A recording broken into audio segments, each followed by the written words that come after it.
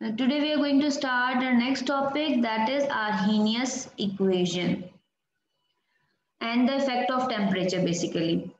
By the help of this equation we can calculate the rate constant, we can calculate the activation energy and the temperature.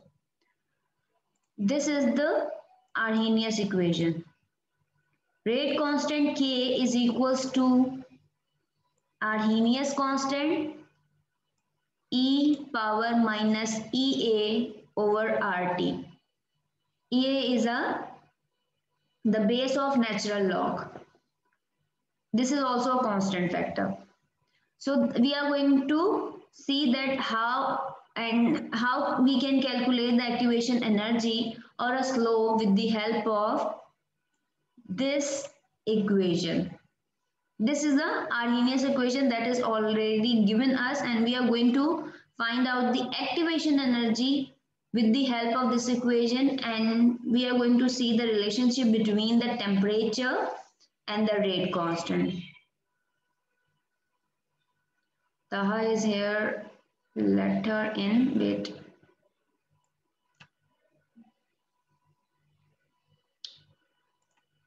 Okay.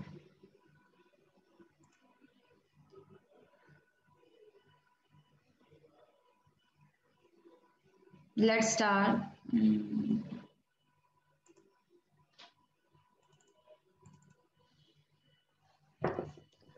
As we are given with the Arrhenius equation, K is equals to A, the base of natural log minus EA. EA is the activation energy divided by RT. R is a gas constant having value 8.314, as you know this, kilojoule per mole Kelvin. K, the rate constant, A, the Arrhenius constant. This E is the base of natural log, EA is the activation energy, R is the gas constant, natural gas constant, general gas constant as we know this, T is the temperature that must be in Kelvin. In this Arrhenius equation, we are going to understand the relationship between the K and temperature and the K and activation energy. As we know, the rate constant is only affected when we are changing the temperature. Remember when we were discussing the the difference between rate law and the rate constant. Rate law is affected, rate of the reaction is basically affected by temperature, pressure, concentration, catalyst. But the rate constant is only changed or affected when we are changing the temperature basically. Other factor affects but very less. So if the temperature increases, the value of K will increase. And if the activation energy of the reaction is increases, the value of K will be small. It doesn't mean that value of the K is changing. It means that if the activation energy, the minimum amount of energy that start the reaction is very high, for those reactions, the value of K will be small. But if you are playing with the temperature, you are changing it, you are increasing it, you are decreasing it, according to that, the value of the K, the value of the rate constant will be increase or decrease.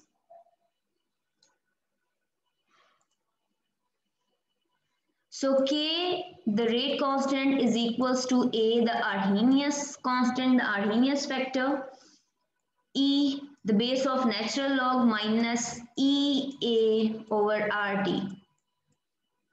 You have to take natural log on both sides. Natural log, as we know, ln is the natural log. So you have to take ln on both sides. So ln K is equals to ln A plus ln E minus EA over RT. If we are taking ln here with the whole term, then as we know, this is in a multiplication. Ln A and E is in a multiplication. So if we are putting this ln with both the values, then the plus sign we have to add. If there is a division between the values, between the terms, then we write the minus sign. So here A, the Arrhenius constant, and this value is in a multiplication. So that's why here when we are adding ln with both the values, then we are adding plus. So ln is basically the natural log. Ln is itself equals to 2.303 log. This is equals to the ln, the natural log. So let's see, ln k is equals to ln A. This whole term is a power of ln E, so take it here. Plus, this is in a minus, with the minus, so right here like this. Minus EA over RT. Clear? ln E. Plus minus will be minus. ln K is equals to ln A. ln E, the value of ln E is 1. So this factor will be 1. 1 multiplied with the minus EA over RT, it will be minus EA over RT. Any confusion? यहाँ तक किसी को कोई problem? Arrhenius equation is given, is already derived that K is equals to A E minus EA over RT. So first step we did that we have applied the ln on both sides of the equation. Okay, these both values are in a multiplication, so we have applied the positive sign to separate the values with the ln. उसके बाद ये factor जो negative में था, जो e की power थी, वो ln के साइड पर आ गई. So that will be minus EA RT ln E. Plus minus minus होगा और ln E is equals to 1. तो ये 1 multiply with the minus EA over RT. By the help of this, we are going to derive the straight line equation. वो straight line equation हमें graph की मदद से activation energy हम कैसे find out कर सकते हैं, स्लोप के बारे में कैसे जान सकते हैं, with the help of graph हमें उसमें हेल्प मिलेगी. So let's move further. ln K is equals to ln A minus EA over RT. We can rearrange this equation like ln K is equals to minus EA over RT plus ln A. Change this ln with the log. As I said, ln is equals to minus 2, not minus, ln is equals to 2.303 log. So change this ln with 2.303 log. So 2.303 log K is equals to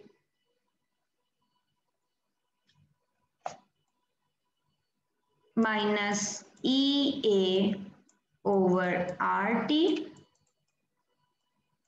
plus 2.303 log A. Clear? Next, divide the equation, divide this equation with 2.303. Divide this equation with this factor 2.303. So divide equation with 2.303. So 2.303 log k divided with the 2.303 is equals to minus EA over RT, but this will also be divided with the 2.303. So 2.303 plus 2.303 log A divided with the 2.303. So 2.303 will be cancelled out with this 2.303, and this 2.303 will be cancelled out with the 2.303 that is in a division. It will remains here because there is no factor at the numerator. So log k is equals to minus EA over 2.303 RT plus log A.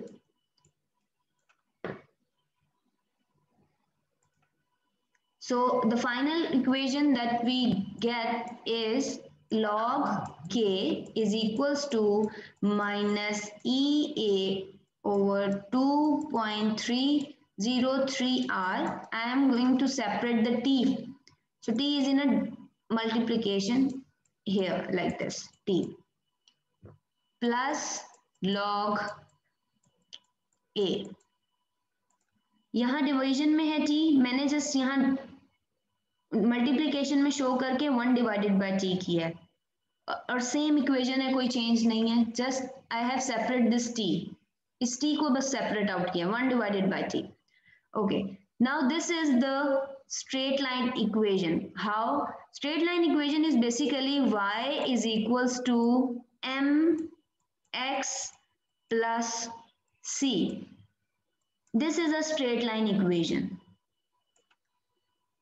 ठीक है, ये एक straight line equation होती है.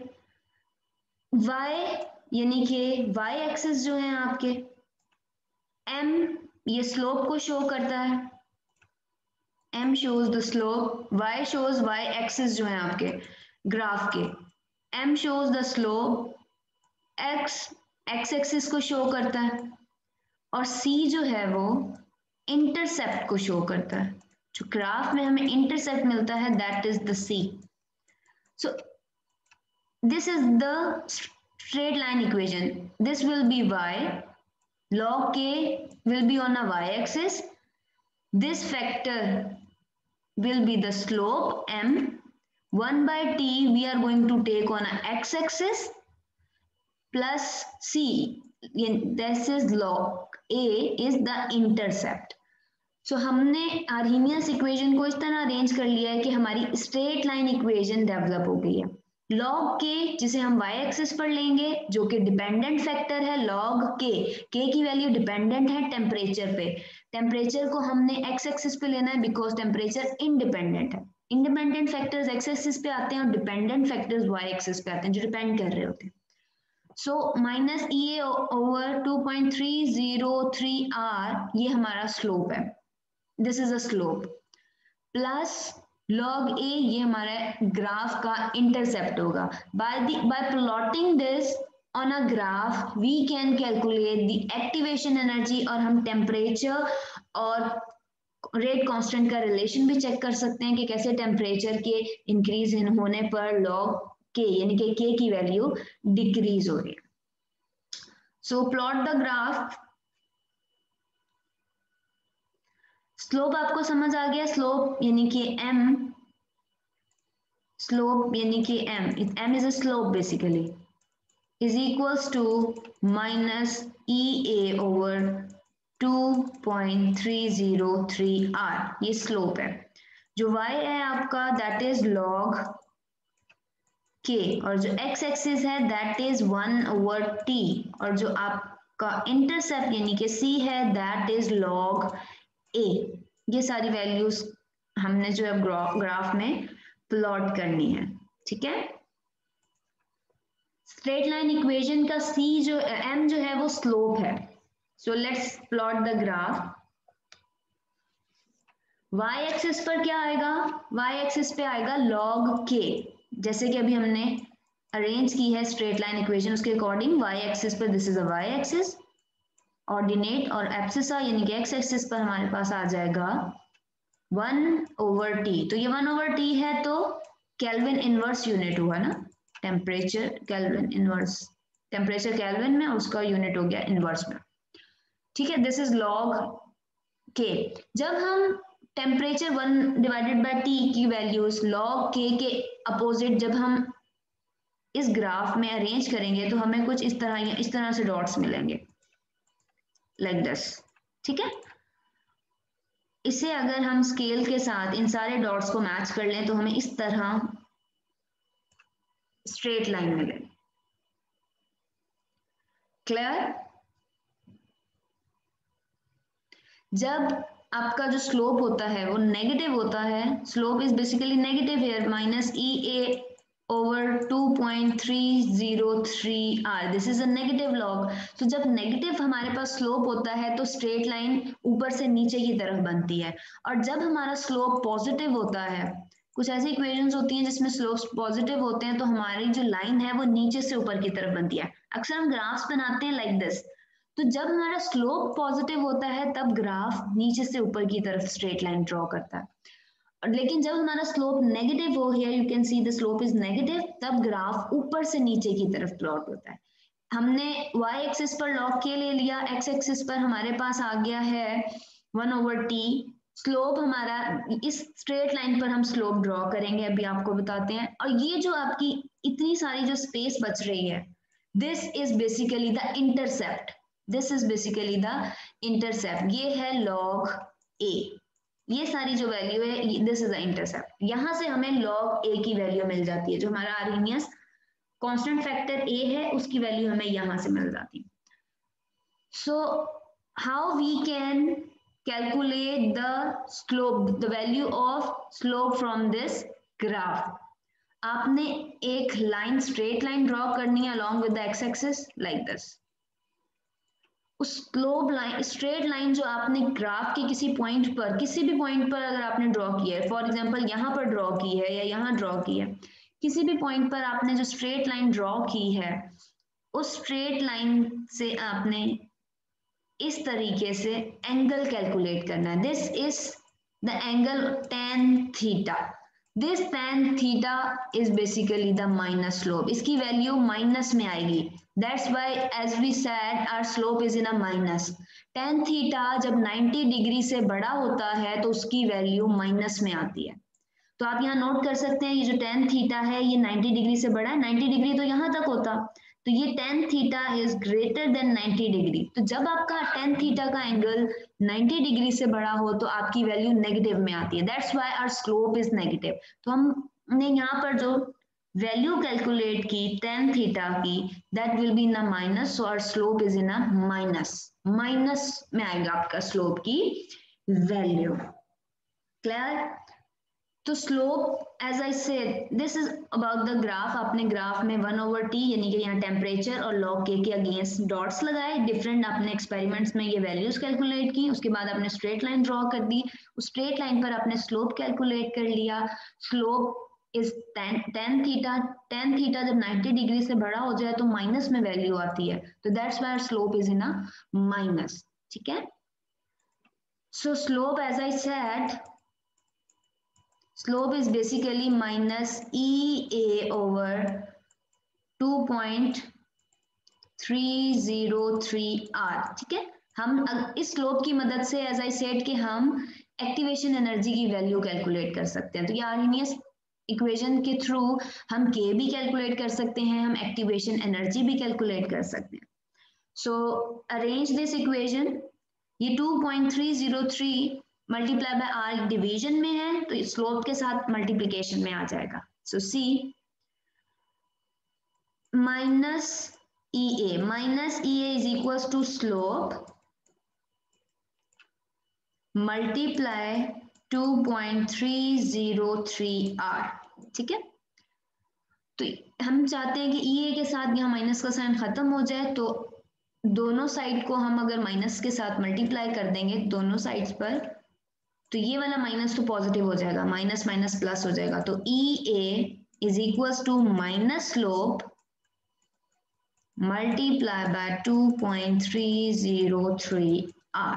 तो slope के साथ हमारा माइनस आ जाएगा क्योंकि tan थीटा स्लोप की हमारी वैल्यू भी हमें पता है कि माइनस में है, ठीक है। तो ये आपका माइनस स्लोप आ गया, इक्वेशन में आपका माइनस स्लोप आ जाएगा, और स्लोप की इटसेल्फ वैल्यू भी हमें पता है कि माइनस में आनी है, स्लोप की वैल्यू भी माइनस में आनी है क्योंकि tan थीटा हमारा ग्रेटर देन 90 डिग्री होगा, ठीक है। So this is the equation जो कि हम ग्राफ की हेल्प से एक्टिवेशन एनर्जी की वैल्यू कैलकुलेट कर सकते हैं। ग्राफ से हमें स्लोप की वैल्यू पता चल जाएगी, स्लोप की वैल्यू क्या होगी, tan थीटा, ठीक है। हमें tan थीटा से आइडिया हो जाएगा स्लोप की वैल्यू का, मल्टीप्लाई बाय 2.30, R भी कांस्टेंट होता है, हमें पता है R की वैल्यू भी कांस्टेंट है, तो हमें R भी कांस्टेंट मिल जाएगा। So we can calculate the EA। R हम जो है वो 8.314 किलो जूल पर मोल पर केल्विन वाला इसलिए यूज करेंगे ताकि हमारी एक्टिवेशन एनर्जी की वैल्यू जूल्स में आ जाए, ठीक है, जूल पर मोल में आ जाए।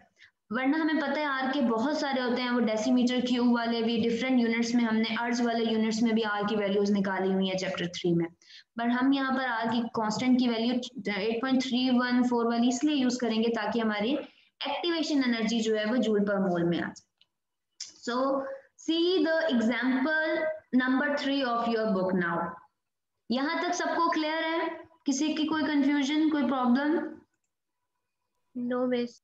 चलें, अब अपनी बुक की एग्जाम्पल नंबर 3 देखिए, उसे देखते हैं और उसमें हम एक्टिवेशन एनर्जी की वैल्यू कैलकुलेट करते हैं।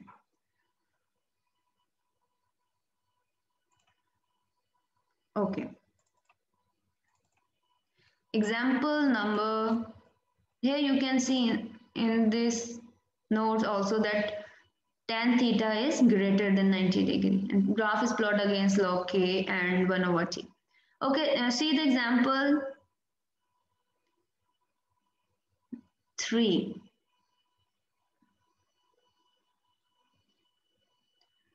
A plot of Arrhenius equation for the thermal decomposition of N2O5 is shown in the following figure.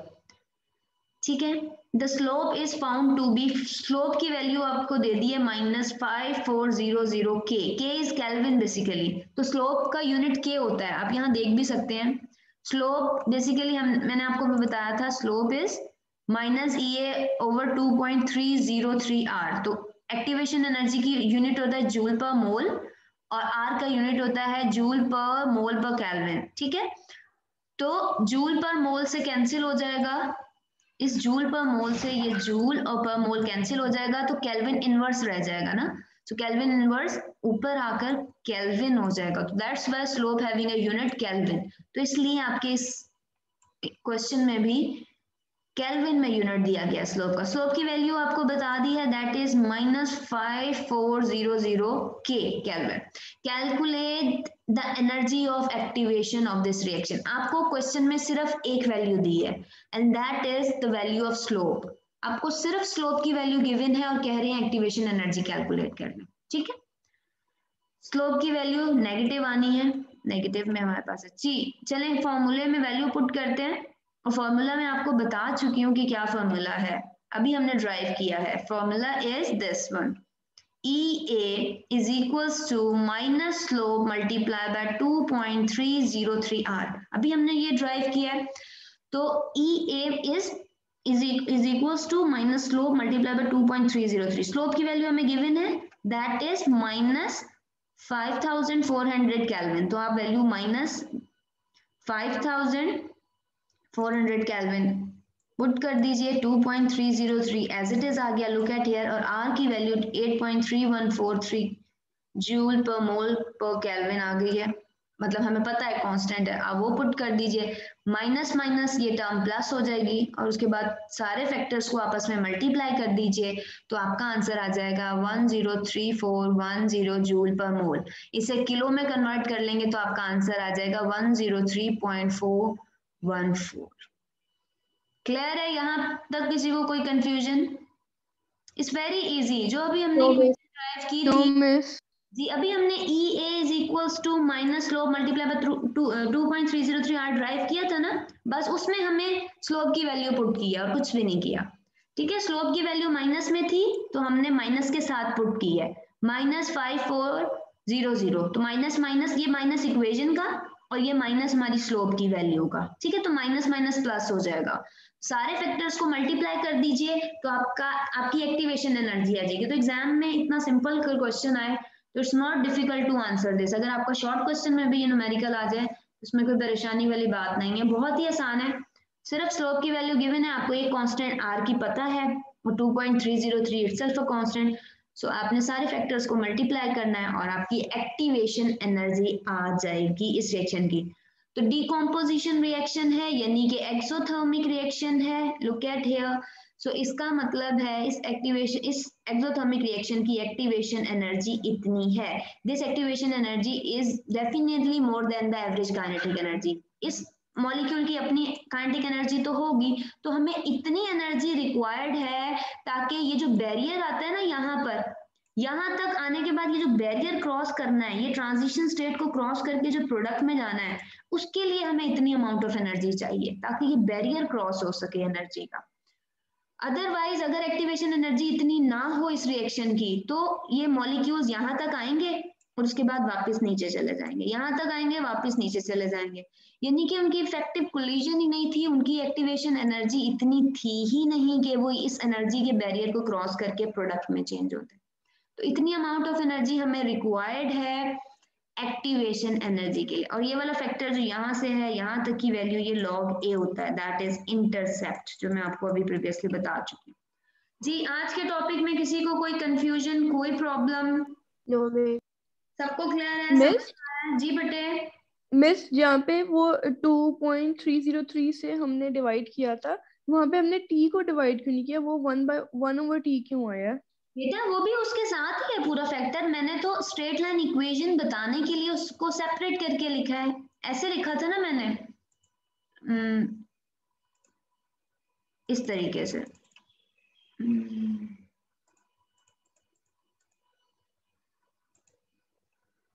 यहाँ पर हम पीछे गए थे जी, यहाँ पर 2.303 डिवाइड इसके साथ भी हुआ, इसके साथ भी हुआ, इस फैक्टर के साथ भी। ठीक है, यहाँ तो कैंसिल हो गया, यहाँ रिमेनिंग इस पूरी टर्म के साथ ही है। ठीक है, इसके साथ भी है, बस मैंने इस फैक्टर को, टी के फैक्टर को है इसके साथ मल्टीप्लिकेशन में। लुक एट हियर, है तो मल्टीप्लिकेशन में, ये 2.303 की वैल्यू टी के साथ भी है। लुक एट हियर, ये मल्टीप्लिकेशन में सारा फैक्टर, लेकिन जस्ट मैंने स्ट्रेट लाइन इक्वेशन जो कि मैंने अभी ग्राफ बनाना है उसके लिए मुझे एक्स एक्सिस पर 1/t लेना था, तो दैट्स वाई इसको मैंने इस तरह शो किया है कि ये एक्स एक्सिस पे फैक्टर लूंगी मैं, ये सारा मेरा स्लोप हो जाएगा, that will be Y axis का फैक्टर, और ये सी इंटरसेप्ट। ठीक है ये इसके साथ भी जी मल्टीप्लिकेशन, मिस, ठीक है। डेफिनेटली वो उसके साथ भी मल्टीप्लाई होगा, लेकिन मैंने ग्राफ प्लॉट करना था और ग्राफ में मुझे ये 2.303 की वैल्यू नहीं लेनी थी, मुझे ग्राफ लेना था के और लॉग के और 1/t के बीच में। ठीक है, क्लियर है सबको? जी मिस। वॉइस आपको भी आज का टॉपिक क्लियर है बच्चों? अहमद, हसन, बेटा क्लियर है? आर्हेनियस इक्वेशन, ये हमारा इस चैप्टर का लास्ट टॉपिक था ना, आर्हेनियस इक्वेशन, और ये इंपॉर्टेंट भी है, आपने इसकी अच्छे से प्रैक्टिस करनी है, बल्कि कल की क्लास में इसका पहले टेस्ट ले लेंगे 5 मिनट्स में, आप लोग मुझे ये ड्राइव करके बताइएगा, फिर हम एक्सरसाइज की तरफ फर्दर जाएंगे। ठीक है, मेरी बात समझ आ रही है? Okay miss. जी अच्छा, मिस। एक्सरसाइज का जो क्वेश्चन नंबर 21 है that is also your homework, आपने डेरिवेशन की प्रैक्टिस करनी है, और एक्सरसाइज में न्यूमेरिकल है question number 21, question number 21, that is your homework. Question number 21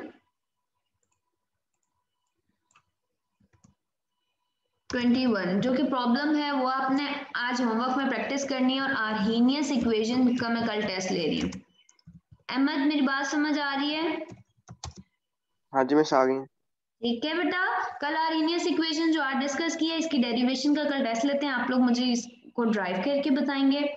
और जो क्वेश्चन नंबर 24 है वो ट्राई कीजिएगा, होपफुली मुझे उम्मीद है आप लोगों से हो जाएगा, लेकिन इन केस नहीं होता तो कल मैं आपको करवाऊंगी। All clear? जी यस मिस।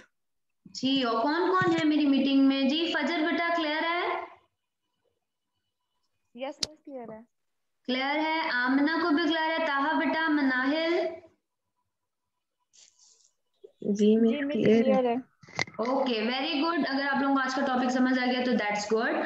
इसे अब अच्छे से बैठकर अभी प्रिपेयर कीजिए, क्योंकि नेक्स्ट क्लास में 10 मिनट्स का टाइम है, तो अभी प्रैक्टिस कीजिए क्वेश्चन नंबर 21 न्यूमेरिकल का, और कल आपका अरेनियस इक्वेशन का 5 मिनट्स का टेस्ट लेंगे, तो आपको इतनी अच्छी प्रैक्टिस हो कि 5 मिनट्स में आप जल्दी से ड्राइव कर लें। और आमना, मनाहिल, ताहा बेटा अच्छे से प्रैक्टिस कीजिए, इंपॉर्टेंट क्वेश्चन है, इस चैप्टर का लॉन्ग के लिए भी इंपॉर्टेंट है, इसे अच्छे से प्रिपेयर कर लीजिए, ठीक है? Yes miss. जी मिस। और रीजन भी आपसे tan थीटा वाला पूछा जा सकता है कि tan थीटा जो है आपका is equal to minus slope के इक्वल क्यों है, तो आपको बताना आना चाहिए कि tan थीटा जब 90 डिग्री से अबव हो जाता है तो उसकी वैल्यू कैलकुलेटर में भी माइनस में आती है, तो that's why our slope is minus, ठीक है? तो रीजन से रिलेटेड भी, रीजनिंग भी कोई क्वेश्चन हो, टॉपिक पूरा पढ़ा होता है आपने, तो बस उसे रीजन करना आना चाहिए। क्लियर है?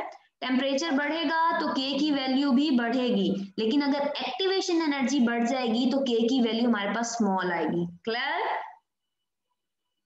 जी ओके, मिस। अल्लाह यस हाफिज। मिस। आप लोग अभी सब बैठकर प्रॉब्लम 21 प्रैक्टिस करें, क्योंकि अभी नेक्स्ट क्लास में टाइम है, 10 मिनट्स हैं, तो आप जब तक क्वेश्चन 21 अपनी बुक का प्रैक्टिस करें। अल्लाह हाफिज। अल्लाह हाफिज। अल्लाह हाफिज।